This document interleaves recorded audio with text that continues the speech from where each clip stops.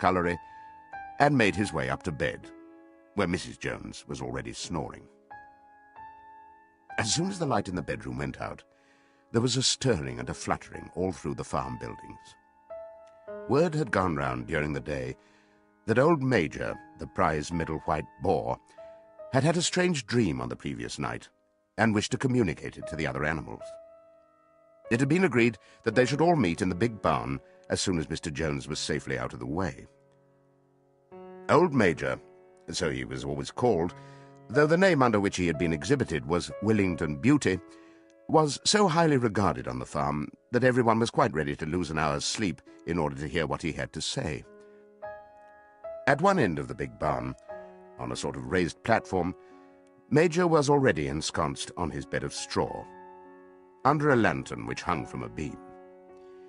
He was 12 years old, and had lately grown rather stout, but he was still a majestic-looking pig, with a wise and benevolent appearance, in spite of the fact that his tushes had never been cut. Before long, the other animals began to arrive and make themselves comfortable after their different fashions. First came the 3 dogs, Bluebell, Jessie, and Pincher, and then the pigs, who settled down in the straw immediately in front of the platform. The hens perched themselves on the window-sills, the pigeons fluttered up to the rafters, the sheep and cows lay down behind the pigs and began to chew the cud. The 2 cart horses, Boxer and Clover, came in together, walking very slowly and setting down their vast hairy hoofs with great care, lest there should be some small animal concealed in the straw.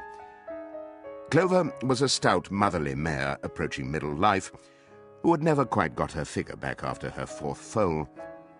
Boxer was an enormous beast, nearly 18 hands high, and as strong as any 2 ordinary horses put together. A white stripe down his nose gave him a somewhat stupid appearance, and in fact he was not of first-rate intelligence, but he was universally respected for his steadiness of character and tremendous powers of work. After the horses came Muriel, the white goat, and Benjamin, the donkey. Benjamin was the oldest animal on the farm, and the worst-tempered. He seldom talked, and when he did, it was usually to make some cynical remark. For instance, he would say that God had given him a tail to keep the flies off, but that he would sooner have had no tail and no flies. Alone among the animals on the farm, he never laughed. If asked why, he would say that he saw nothing to laugh at. Nevertheless, without openly admitting it, he was devoted to Boxer.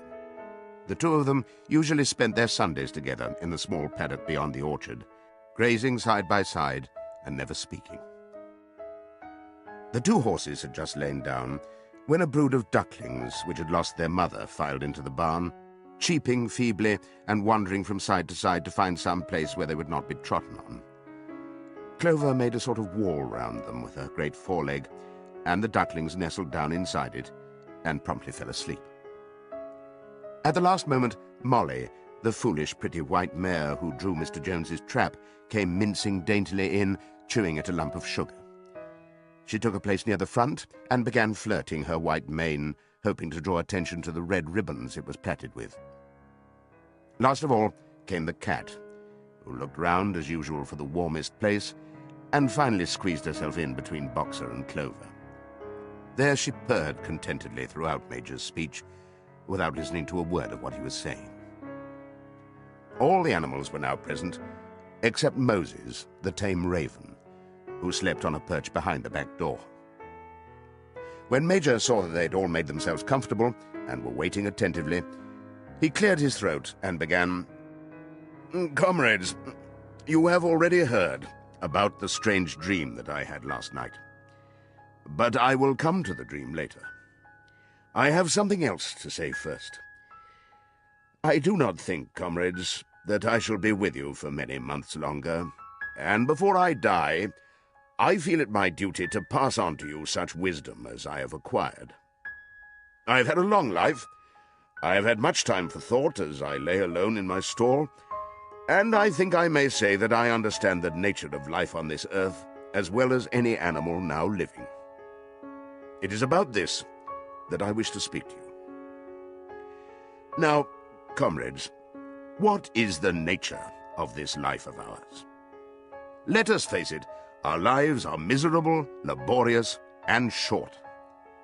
We are born, we are given just so much food as will keep the breath in our bodies, and those of us who are capable of it are forced to work to the last atom of our strength. And the very instant that our usefulness has come to an end, we are slaughtered with hideous cruelty. No animal in England knows the meaning of happiness or leisure after he is a year old. No animal in England is free.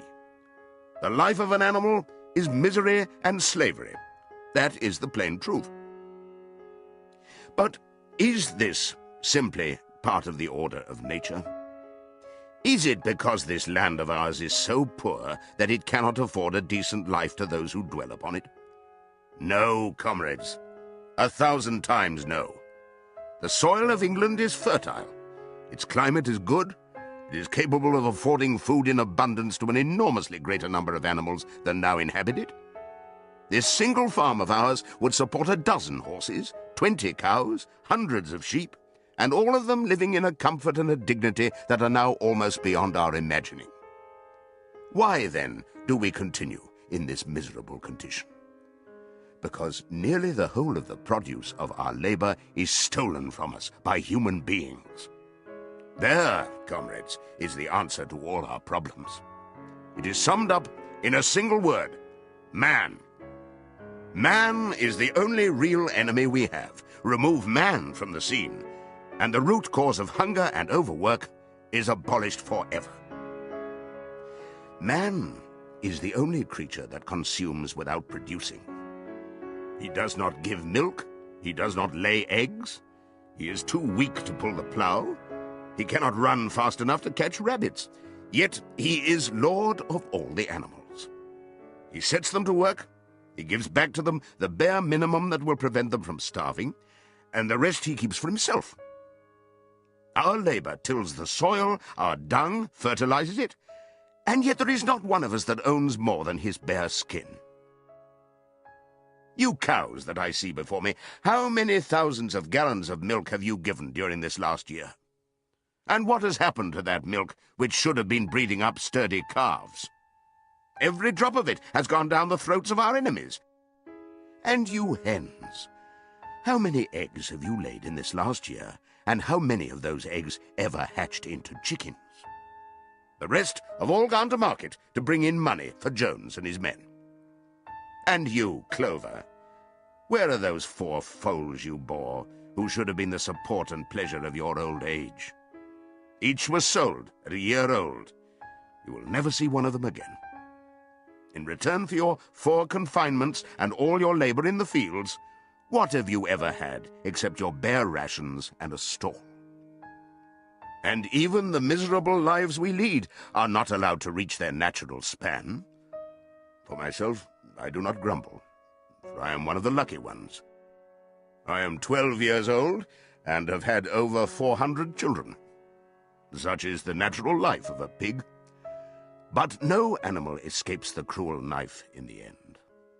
You young porkers who are sitting in front of me, every one of you will scream your lives out at the block within a year. To that horror we all must come. Cows, pigs, hens, sheep, everyone. Even the horses and the dogs have no better fate. You, boxer, the very day that those great muscles of yours lose their power, Jones will sell you to the knacker, who will cut your throat and boil you down for the foxhounds. As for the dogs, when they grow old and toothless, Jones ties a brick round their necks and drowns them in the nearest pond. Is it not crystal clear, then, comrades, that all the evils of this life of ours spring from the tyranny of human beings?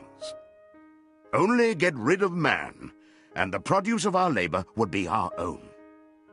Almost overnight we could become rich and free. What, then, must we do? Why, work night and day, body and soul, for the overthrow of the human race. That is my message to you, comrades. Rebellion. I do not know when that rebellion will come. It might be in a week or in 100 years. But I know, as surely as I see this straw beneath my feet, that sooner or later justice will be done. Fix your eyes on that, comrades, throughout the short remainder of your lives. And above all, pass on this message of mine to those who come after you, so that future generations shall carry on the struggle until it is victorious. And remember, comrades, your resolution must never falter.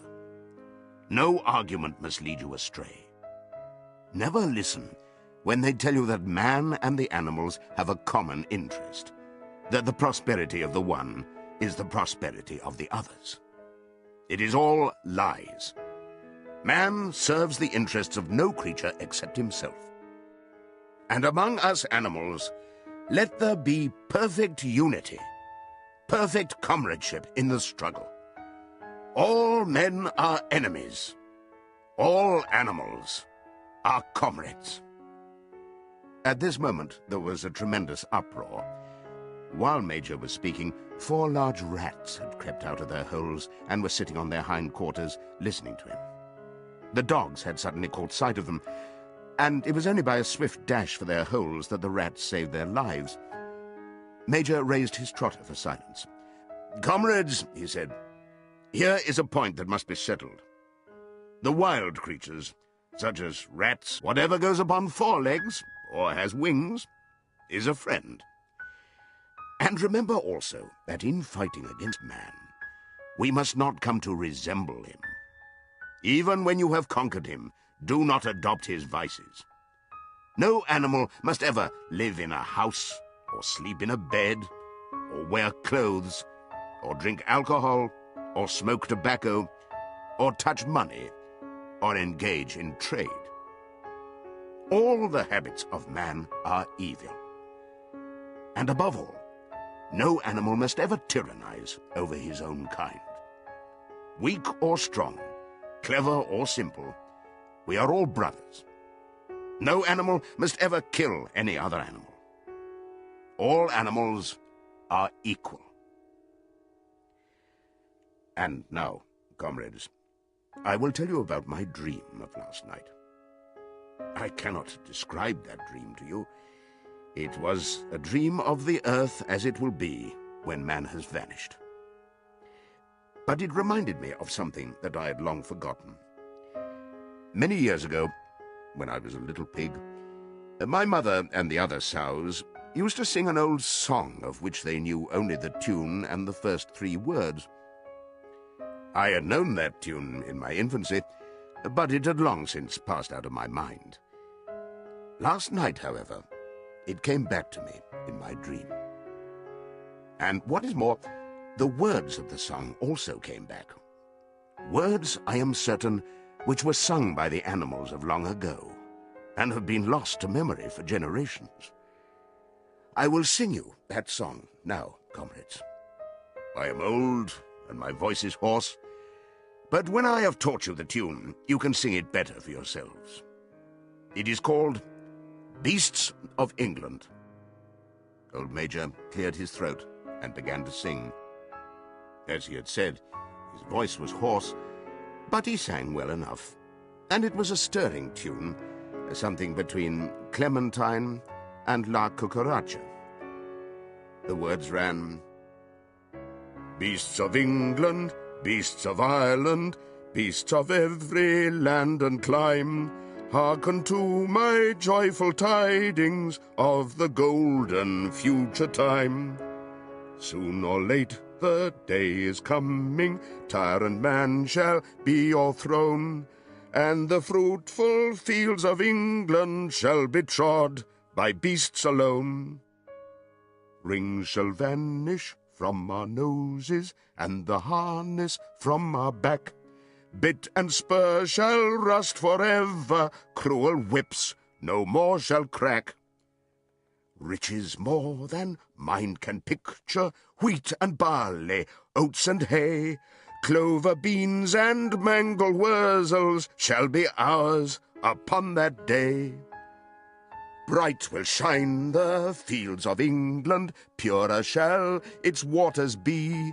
Sweeter yet shall blow its breezes on the day